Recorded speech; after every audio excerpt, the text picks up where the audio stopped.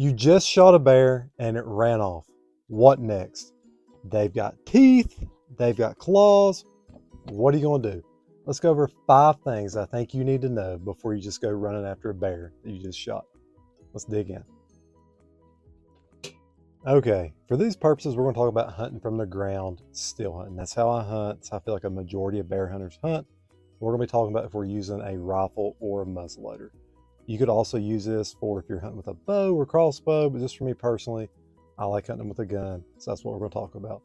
So the first thing, once you shoot a bear, you need to look and see how it reacted to your shot. Did it just stand there and look around? Did it take off like it's shot out of a cannon? Did it run off like you would think a bear would if nothing was wrong with it? Was it biting at itself? Did it roll? Was it growling? Was it snarling? Was it carrying a leg when it ran off?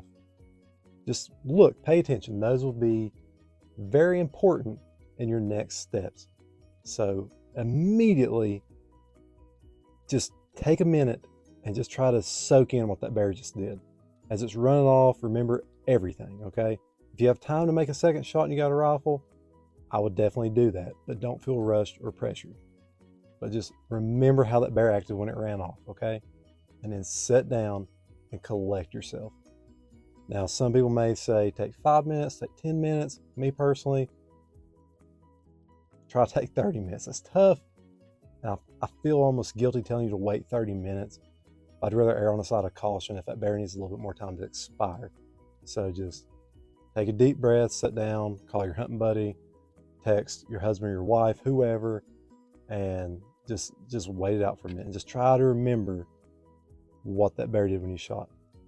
Second, you need to remember the last place you saw the bear.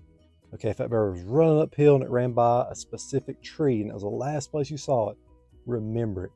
Stare at it, mark it down. Whatever you got to do when you're sitting there soaking it in, waiting the bear out, look for the last place it was at. That way, when you do go to tracking the bear on a blood trail, you'll know the exact last spot you saw the bear. So you can say for sure, it was here where I shot it, and it was here the last time I saw it. So you can look in between there for blood, okay? Third, the bear runs off after it's been shot. It may take a while for blood to come out, okay?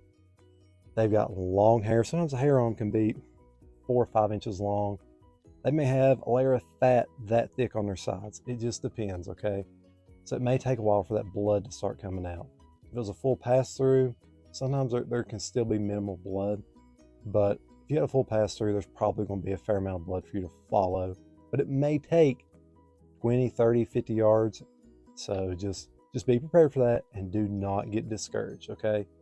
I'm telling you, you'll be able to see where that bear's took off, but if you can remember for sure the last place you saw it, you'll be able to start there and know, okay, this bear was here last time I saw it. So just remember. All right, my number 4 and number 5 thing to do after you shot a bear, this kind of goes into tracking, and we could talk more about that, but just for this video, we're going to call this number 4, number 5 after you've shot a bear. Okay, 4 would be once you're on the track, you're following blood.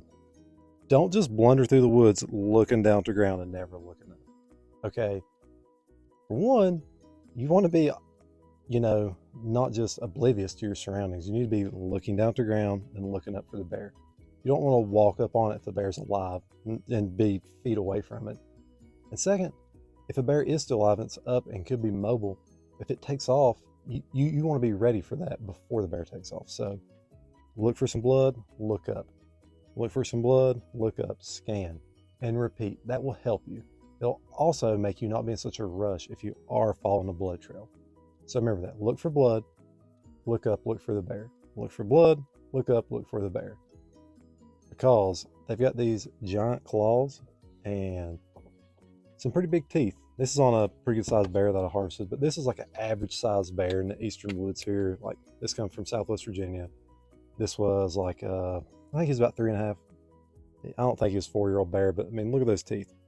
You don't want to just step on that bear in the woods if it's not expired. So remember that. Look for blood, look up, look for the bear. And the last one is, if you can see the bear in the woods, in the eastern woods, it's steep, but even if you're in somewhere else that you can see the bear, if you can see it once you've shot it, okay, You don't know if it's dead yet, but you can see, you know, a figure of a bear. It may look dead, but you don't know that for sure because you're not up on it. Try to circle and get above it if you can, okay?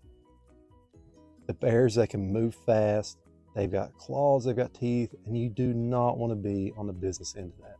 So once you see the bear, just do yourself a favor, walk around above it. Even if you think that bear's dead 100%, just go ahead, loop around above it if you can, and come down on it. You do not have to be quiet. When you're walking down the bear, I'll even show you a clip of me coming down on a bear.